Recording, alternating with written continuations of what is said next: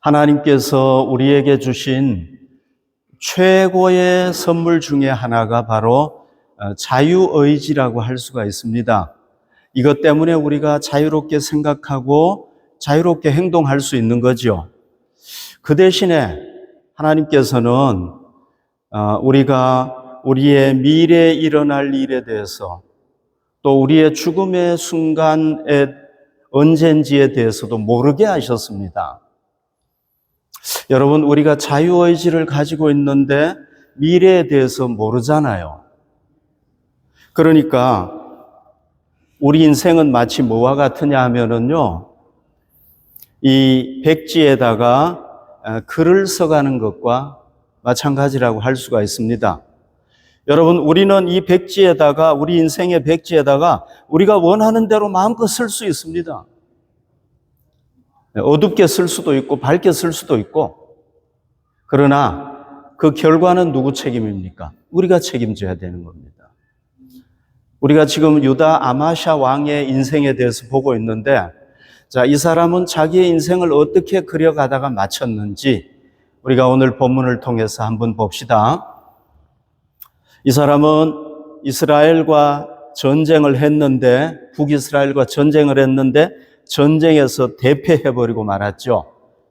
그래서 그 유다 백성들과 포로로 잡혀가지고 사마리아로, 북이스라엘의 수도 사마리아로 포로로 끌려갔습니다. 여러분, 적군의 나라에 가가지고 포로로 살아가는 게 좋았겠습니까? 비참했겠습니까? 정말 비참했겠죠. 그죠? 네. 매일매일 죽고 싶었을 겁니다. 치욕적이었을 겁니다. 거기서 왕이기 때문에 조금 자유를 누리고 잘 대접받을 수 있었겠죠. 그러나 역시 포로는 포로입니다. 그 생활이 결코 쉽지 않았을 것입니다. 자, 이 아마샤 왕은요, 어떻게 생각을 했겠습니까? 나는 이제 포로로 살다가 여기서 죽든지 아니면 처형을 당할 것이다. 이렇게 생각을 했겠죠. 그죠? 내가 여기서 벗어나지는 못할 것이다. 이렇게 생각을 했겠죠. 그러다가 어떤 일이 일어났습니까? 이 북이스라엘의 요아스 왕이 딱 죽고 나니까요, 이 사람이 어떻게 됩니까? 포로에서 해방이 됩니다. 그래서 자기 나라로 돌아와가지고, 이건 정말 놀라운 일이죠. 그죠? 그리고 다시 왕의 자리에 올라갔습니다. 그리고 북이스라엘의 요아스 왕은 죽었지만은 이 사람은 요아스 왕이 죽고 난 뒤에도 15년간을 더 살게 됩니다. 여러분, 이 사람이 포로에서 돌아와가지고 15년 동안 더 살 거 생각했겠습니까? 생각을 안 했겠죠. 그죠? 그런데 15년을 더 산 겁니다. 그러면은 그 15년이라는 시간을 지나고 난 뒤에 이 사람이 어떻게 죽었습니까? 어떻게 인생이 마지막이 되었습니까? 19절에 나오죠. 예루살렘에서 무리가 그를 반역한 고로 그가 라기스로 도망하였더니 반역한 무리가 사람을 라기스로 따라 보내 그를 거기서 죽이게 하고 그 시체를 어디에 실어다가? 말에 실어다가 예루살렘에서 그의 조상들과 함께 다윗성에 장사하니라. 이 사람은 부하들로부터 백성들로부터 반역을 당해가지고 도망을 쳤죠. 그러다가 거기까지 반역한 무리가 쫓아와가지고 죽여가지고 그 시체를 어디에 실어가지고 말등에 그냥 실어가지고 가지고 와서 장사 지냈다는 겁니다. 어떻게 된 겁니까? 비참하게 죽은 거죠. 그죠? 비극적으로 죽은 거죠. 자, 이 사람이 하나님의 복을 받고 죽었습니까? 아니면 하나님의 심판을 받고 죽었습니까? 이건 하나님의 심판을 받고 죽었다고 할 수가 있죠. 그죠? 여러분, 우리 인생도 이렇게 될 수 있다는 걸 알아야 됩니다. 우리는 이렇게 되면 안 되겠죠. 그죠? 자, 이 아마샤 왕이요, 포로에서 돌아와서 몇 년을 더 살았습니까? 15년을 더 살았습니다. 여러분, 15년이라는 거는 짧은 기간이 아니잖아요. 긴 기간이고 포로에서 돌아와가지고 정말 자유를 누리면서 살아갔던 소중한 시간 아닙니까? 그러니까 이 사람이 이 15년 동안에 뭘 할 수 있습니까? 자기의 그 포로에서 비참했던 그 생활을 완전히 복되게 만들 수 있었잖아요. 그렇죠, 그죠? 그런데 왜 이렇게 비참하게 인생을 마무리하고 말았습니까? 이 15년이라는 시간을 왜 이렇게 만들어버리고 말았습니까? 자기가 그려간 거잖아요, 이거는. 왜 이렇게 된 겁니까? 첫 번째 이유는요, 이 아마샤가 자신의 과거 역사로부터 하나님께서 주시는 신앙적인 교훈을 깨닫지 못했기 때문입니다. 무슨 얘기입니까? 제가 한번 설명을 해보겠습니다. 이 사람이 왕이 됐지 않습니까? 그런데 왕권이 어떻게 됐습니까? 굉장히 든든하게 세워졌잖아요. 그리고 자기 부왕을 죽인 원수도 갚았죠. 에돔하고 전쟁을 했는데 어떻게 된 겁니까? 대승을 한 겁니다. 이게 어떻게 해서 이렇게 됐습니까? 어떻게 해서? 이 아마샤 왕이 요게 하나님이라고 볼 수가 있죠. 하나님은 완전하신 분이기 때문에 원으로 표현한다고 그랬잖아요. 그러니까 아마샤가 모세 율법대로 하나님의 말씀에 순종하니까 하나님께서 복을 주셔가지고 이렇게 된 거란 말이죠. 하나님이 누구의 편에 있었습니까? 아마샤의 편에 계신 거예요. 아마샤를 도와주신 겁니다. 아마샤를 지켜주신 겁니다. 복을 주신 겁니다. 에돔과 전쟁에서도 승리하게 하신 겁니다. 그러면은 이 아마샤가 포로에서 돌아왔을 때, 내가 하나님의 말씀에 순종했더니 이렇게 승리하고 복을 받았구나 깨달아야 된단 말이죠. 근데 이걸 깨달았습니까? 못 깨달았습니까? 못 깨달은 거예요. 이스라엘과 전쟁을 했는데 대패하게 되었습니다. 그 원인이 뭡니까? 왜 그렇게 되었습니까? 그가 에돔과의 전쟁에서 대승을 거두니까 교만해졌죠. 그죠? 그래서 뭐 했습니까? 하나님을 버리고 하나님을 배신하고 자기에게 승리를 준 하나님을 배신하고 누구를 섬겼습니까? 에돔의 우상을 가지고 와가지고 몰렉의 우상을 섬겼단 말이죠. 그리고는 교만해져 가지고 이스라엘과 전쟁을 선포하고 전쟁했단 말이죠. 여러분, 에돔과 전쟁했을 때는 하나님께서 유다 편이었는데 이 아마샤 왕이 교만해 가지고 이스라엘과 전쟁할 때는 하나님이 누구 편에 계신 겁니까? 아마샤 편에 계시지 않았어요. 누구 편에 계셨습니까? 이스라엘 편에 가버리신 거예요. 하나님께서. 그래서 뭐 하십니까? 하나님께서 이 이스라엘을 들어가지고 누구를 치십니까? 이 아마샤 왕을 몽둥이로 치시는 겁니다. 하나님께서 아마샤와 함께 하시지 아니하고 이스라엘 편이 돼버리니까 전쟁에 완전히 대패해버린 겁니다. 왜? 교만해가지고 하나님을 버리니까. 그러면은 이걸 깨달아야 되잖아요. 이걸. 그런데 못 깨달은 겁니다. 그가 하나님을 대신해서 몰렉 우상을 섬겼잖아요. 그럼 몰렉 우상이 승리를 줘야 되잖아요. 승리를 줬습니까? 아니요. 망하게 했어요. 이 몰렉 신은 우상이고 아무런 힘과 능력이 없다는 걸 보여주는 겁니다. 이걸 깨달아야 됐단 말이죠. 그런데 못 깨달은 거예요. 그가 포로로 잡혀가가지고 영원히 거기서 이제 적의 나라에서 죽을 줄 알았습니다. 그러나 하나님께서 그에게 뭘 하신 겁니까? 포로에서 돌아오게 하신 겁니다. 그리고 왕의 자리를 다시 회복하게 하셨습니다. 몇 년을 더 살게 하셨습니까? 15년을 더 살게 하신 겁니다. 여러분, 이게 하나님의 은혜가 아니고는 어떻게 이런 일이 있을 수가 있겠습니까? 이거 하나님의 은혜란 말이죠. 그러면 하나님의 은혜를 깨달아야 되는 겁니다. 그런데 깨달았습니까? 못 깨달았습니까? 못 깨달은 겁니다. 자기의 과거 이 역사를 통해서 하나님께서 어떻게 일하셨는가를 깨달아야 되는데 이걸 깨닫지 못하니까, 여러분 만약에 아마샤가 이걸 깨달았으면 어떻게 했겠습니까? 그 15년 기간 동안에 더 하나님을 섬기고 헌신하고 봉사했겠죠. 그랬으면 그의 인생이 복되게 끝났겠죠. 이걸 못 깨달으니까 하나님을 거역하는 삶을 살고, 본문에 자세하게 나와 있지는 않았지만 하나님을 위해서 산 게 하나도 없단 말이죠. 그러니까 과거 역사를 통해서 하나님의 뜻을 깨닫지 못하니까 어떻게 된 겁니까? 비참하게 끝나버린 거란 말이죠.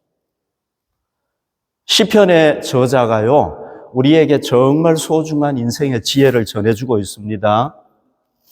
시편 49편 20절, 독일어 성경은 21절인데 존귀하나 깨닫지 못하는 사람은 멸망하는 짐승과 같다.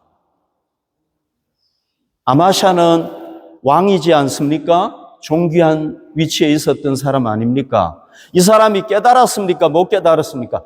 깨닫지 못하니까 짐승처럼 멸망했다. 여러분, 짐승은요, 죽으면 그걸로 끝이에요. 없어요. 아무것도 남는 게 없어요. 인간은 영혼이 있어가지고 뭐 천국 가든 지옥 가든 하지만 짐승은 끝이란 말이죠. 네. 짐승하고 똑같이 멸망하게 된다, 이런 얘기입니다. 그러니까 여러분, 우리도 우리의 과거의 역사를 통해서 우리가 뭘 깨달아야 됩니까? 하나님께서 내 과거의 역사를 통해서 어떻게 일하셨는가, 이 신앙적인 교훈을 깨달아야 된다. 못 깨달으면은 우리도 멸망하는 짐승과 똑같이 된다, 그런 얘기입니다. 그러니까 여러분, 우리의 과거는요, 단순한 과거가 아닙니다. 우리의 과거는 누구하고 연결이 되어 있습니까? 하나님과 관계되어 있다는 걸 알아야 되는 겁니다. 아멘. 그러니까 우리가 우리 인생을 살아가다가 어떤 중요한 사건이 생기면은 우리가 기도하면서 하나님, 이 사건을 통해서 하나님께서 주시는 뜻이 무엇입니까? 생각해야 된단 말이죠. 묵상해야 되는 거예요. 그냥 과거 이렇게 흘려버리면 안 되는 겁니다. 여러분, 우리 인생이 하나님의 성공하고 막 잘되고 복을 받았으면 누가 그걸 주신 겁니까? 그 복을 내가 잘나서 그런 겁니까? 아니에요. 하나님께서 복을 주셨다는 걸 깨달아야 된단 말이죠. 하나님께서 우리에게 복을 주시고 우리에게 승리하게 하시고 성공하게 하셨다는 걸 깨달아야 된단 말이죠. 아멘. 이걸 깨달아야 되는 겁니다. 그러면은 우리가 또 뭘 깨달아야 되는 겁니까? 이 하나님께서 앞으로도 내 인생을 복을 주시고 승리하게 해 주실 수 있다는 걸 깨달아야 되는 겁니다. 그냥 그걸로 딱 끝나버리면 안 되는 겁니다. 우리 인생은 여러분 어떻습니까? 때로는 성공할 수도 있고 실패의 길로 갈 수도 있습니다. 항상 성공만 하는 사람은 없어요. 그렇다고 항상 실패만 하는 사람도 없습니다. 우리가 실패했을 때는 뭘 해야 됩니까? 혹시 내가 하나님 앞에 부족한 것이 없는가? 점검을 해야 되는 겁니다. 하나님께서 나의 이 실패를 통하여 이루시고자 하시는 뜻이 무엇인가, 그걸 깨달아야 되는 것입니다. 여러분, 우리가 우리 인생에서 실패 많이 하잖아요. 그런데 실패했을 때 이 실패를 통해서 깨닫지 못하면은 어떻게 됩니까? 완전히 실패로 끝나는 겁니다. 네. 실패했을 때 깨닫지 못하면은 실패로 끝나는 겁니다. 그러나 우리가 비록 실패했다고 할지라도 하나님께서 그 실패를 통해서 주시는 뜻이 무엇인가를 깨달으면은 하나님께서 그 실패를 다시 성공으로 만들어 줄 수 있다는 겁니다. 아멘. 그러니까 여러분, 우리에게 실패하는 게 무서운 게 아닙니다. 우리가 실패를 무서워하면 안 됩니다. 실패할 수 있습니다. 모든 사람이 실패할 수 있습니다. 그러나 우리가 진짜 무서워해야 될 건 뭐냐면 이 실패를 통해서 하나님께서 나에게 주시는 교훈이 뭔가, 이걸 깨닫지 못할 때가 무서운 겁니다. 이걸 우리는 무서워해야 되는 겁니다. 우리가 실패를 통해서 주시는 하나님의 교훈만 깨달을 수 있다면 우리는 얼마든지 성공할 수 있을 줄로 믿습니다. 다시 일어설 수 있을 줄로 믿습니다. 그래서 우리는 우리 인생의 교훈을 통해서, 과거의 사건을 통해서 하나님께서 주시는 교훈을 깨닫고 절대 이 아마샤처럼 비참하게 하나님의 심판으로 끝나지 않도록 하십시다. 둘째, 이 사람이 왜 이렇게 비참하게 끝났는가? 자기의 죄를 진정으로 참여하지 아니하고, 진정으로 깨닫고 고백하지 아니하고, 하나님 품으로 돌이키지 않았기 때문에 그런 거란 말이죠. 여러분 여기 잘 보십시오. 역대하 25장 27절에 보면 자세하게 기록을 해놨는데요. 아마샤가 돌아서서 여호와를 버린 후로부터 예루살렘에서 무리가 그를 반역하였으므로, 이 구절을 잘 보십시오. 아마샤가 돌아서서 여호와를 버린 후로부터 예루살렘에서 무리가 그를 반역하였다. 자, 이 반역의 기운이 언제부터 싹이 텄습니까? 아마샤가 하나님을 버린 그때로부터 반역이 시작이 됐다는 겁니다. 반역의 기운이 싹이 텄다는 겁니다. 그러면 이게 무슨 얘기입니까? 하나님께서는 이 아마샤가 하나님을 반역하기 시작하는 순간부터 이미 심판하기로 결정을 하셨다는 겁니다. 이게 그걸 얘기하지 않습니까? 그가 라기스로 도망하였더니 반역한 무리가 사람을 라기스로 따라 보내어 그를 거기서 죽이게 하고, 그러면은 그가 반역한 후부터 포로에서 돌아와가지고 시간이 얼마나 지났습니까? 15년이라는 시간을 하나님께서 주신 거예요. 15년 동안이나 하나님께서 회개할 기회를 주신 겁니다. 여러분, 하루를 주신 것도 아니에요. 한 달을 주신 것도 아닙니다. 몇 년을 주셨어요? 15년을 하나님 앞에 돌아올 수 있도록 기회를 주신 겁니다. 돌아왔습니까? 안 돌아왔습니까? 안 돌아왔어요. 이 사람은 과거 역사를 통해서 깨닫지도 못했을 뿐만 아니라 자기 죄를 회개하고 돌아올 수 있도록 15년이라는 기간이 주어졌지만은 하나님 품으로 돌아오지 않으니까 하나님께서도 참다가 안 되니까 결국은 심판하실 수밖에 없었다는 겁니다.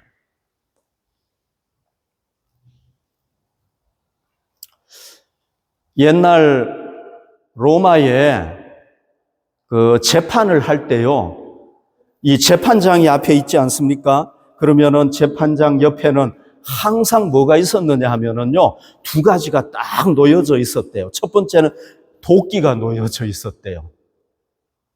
두 번째는요, 이게 놓여져 있었는데요. 이게 뭐냐, 회초리예요. 한국의 회초리인데, 뭐 로마의 회초리가 어떤 건지 몰라서 제가 그냥 한국의 회초리를 찾았는데, 이 대나무로 된 회초리 이거 맞으면 아프잖아, 그죠? 이 회초리가 이 줄로다가 이렇게 묶여가지고, 여러 겹으로 이렇게 묶여가지고 이게 놓여 있었던 거예요. 그래서 어떤 사람이 너는 이제 처형이다, 이렇게 재판이 딱 결정이 되면은요, 이 재판을 집행하는 사람이 있잖아요. 그 사람을 죽이는 사람이 있잖아요. 사형시키는 사람이 있잖아요. 이 사람이 딱 나와가지고 여기에 묶인 줄을 하나씩 풀었대요.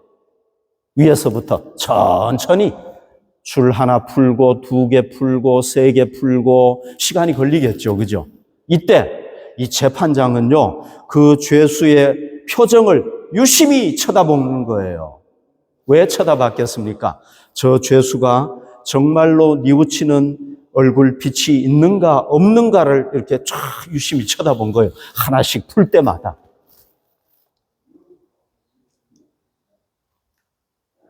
그러다가 이제 이걸 다 풀었는데 이 사람이 정말로 얼굴에 뉘우치는 빛이 있으면은 이 재판관이 그냥 이 회초리로다가 매질하는 걸로 형벌을 면해줬대요. 너는 이걸로 맞고 끝이다. 왜? 너는 진정으로 회개하는 빛이 있으니까. 그러나 재판장이 이런 기회를 줬는데도 불구하고 얼굴에 이게 다시 한번 기회를 준 거잖아요, 마지막으로. 그런데도 불구하고 얼굴에 전혀 회개하는 기색이 없고 뉘우치는 기색이 없다. 그러면은 재판장이 마지막으로 이제 판결을 딱 내리는 겁니다. 뭐라고 내리느냐 하면은 저자를 도끼로 내려쳐라! 그러면 이제 사형당하는 거죠. 네. 여러분, 하나님께서는 우리가 죄를 지으면은요, 그냥 막 벌 주고 심판하는 걸로 끝나지 않아요. 그러면 우리가 도저히 회복될 수가 없잖아요. 하나님은 우리에게 회개할 기회를 주셔가지고 우리를 다시 회복시키기를 원하세요. 여러분, 그게 부모의 마음이잖아요. 그냥 자녀가 잘못한다고 너 나가 죽어 이러는 부모가 없잖아요. 10번이고 20번이고 그래도 그 자식이 돌아오기를 바라고 기회를 주는 게 부모잖아요. 우리 하나님도 똑같단 말이죠. 그래서 아담 하와가 하나님 앞에 불순종하니까 하나님께서 형벌을 내리셔요. 너희는 얼굴에 땀이 흘러야 먹고 살 거야. 여자는 해산하는 고통을 가지게 될 거야. 형벌을 주셨지만은 그러나 하나님께서는 메시아를 보내가지고 인류를 구원하실 것을 약속을 해 주셨습니다.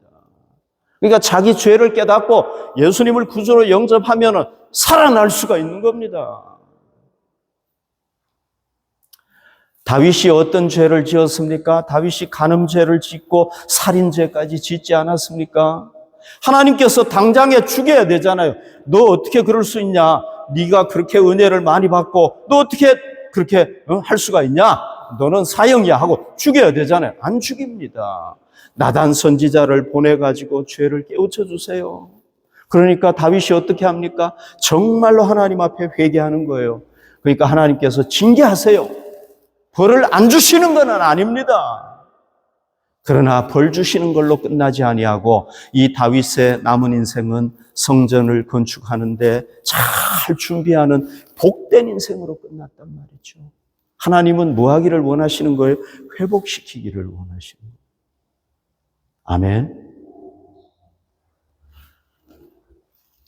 다니엘서 4장 30절 독일어 성경 27절인데요. 나 왕이 말하여 이르되 이 큰 바벨론은 내가 능력과 권세로 건설하여 나의 도성으로 삼고 이것으로 내 위엄의 영광을 나타낸 것이 아니냐. 자기가요 그 거대한 느부갓네살 왕이 거대한 바벨론 제국을 왕궁에 올라가 가지고 쫙 보니까 와, 나 대단하네. 내가 이걸 다 만들었네. 아니에요. 하나님께서 하셨는데 말이죠. 교만인 거죠. 딱 교만하니까 어떻게 된 겁니까? 하나님께서 그의 이성을 뺏어버리셨어요. 그의 지성을 뺏어가 버리셨어요. 그러니까 짐승처럼 돼가지고 사는 거예요. 네 발로 사는 거예요. 짐승처럼 막 풀을 먹으면서 사는 거예요. 하나님께서 이렇게 심판하셨단 말이죠. 그러면 이 사람은 심판받은 걸로 끝나야 되잖아요. 다니엘서 4장 34절 독일어 성경 31절을 보면은 그 기한이 참에 나 느부갓네살이 하늘을 우러러 보았더니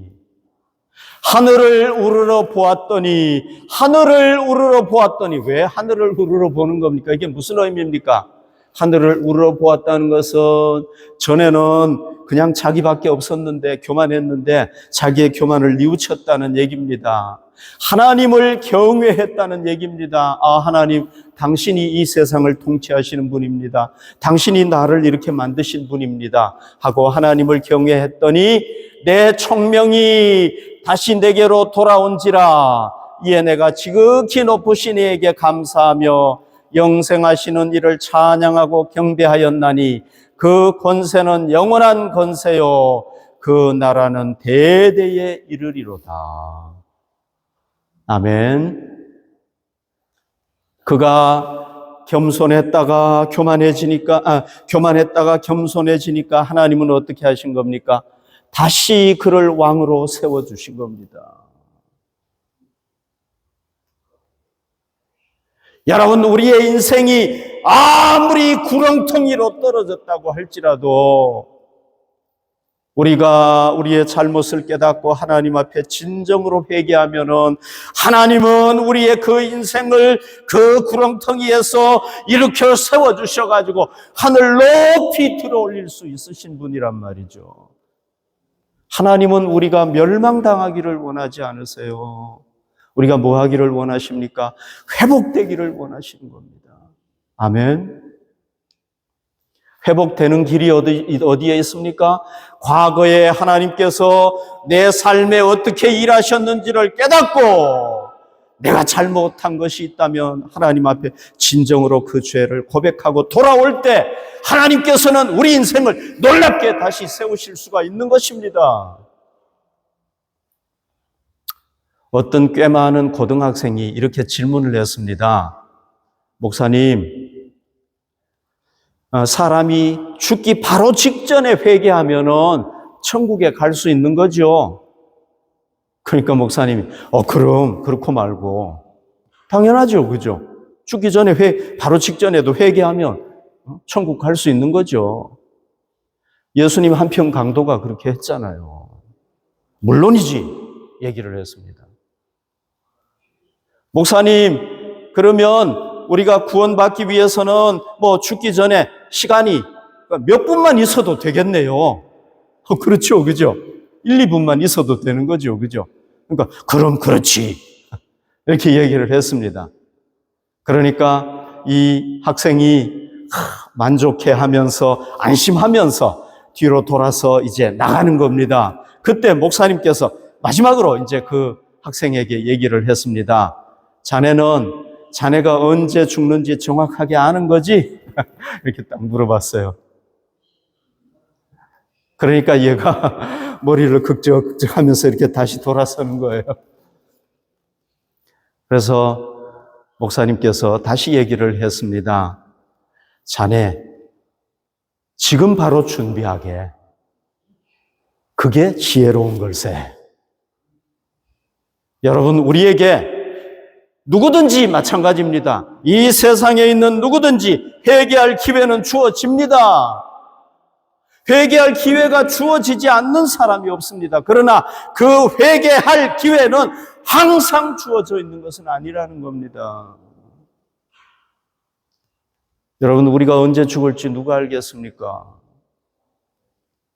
그러므로 우리가 하나님 앞에서 회개할 일이 있다면 언제 해야 되는 겁니까? 지금 해야 되는 겁니다. 오늘 이 시간에 해야 되는 겁니다. 나중에 하면 우리 기회를 잃어버릴 수 있습니다. 15년 동안 기회가 주어졌는데도 못했잖아요. 깨닫지 못하니까 그렇지만 어쩌면 내일 해야지 그러다가 15년 가버린 겁니다. 세월이 얼마나 빨리 잘 갑니까, 여러분? 여러분들이 지금 이 나이 돼가지고 여기 앉아 있을 줄 누가 알았겠습니까? 저도 젊은 시절이 있었다고요. 청년 시절이 있었다고요. 근데 지금 이 나이가 될 줄 누가 알았습니까? 순식간에 지나가는 겁니다, 여러분. 그래서 기회가 주어질 때 하나님 앞에 회개하셔서 여러분들의 인생을 복되게 끝낼 수 있기를 바랍니다.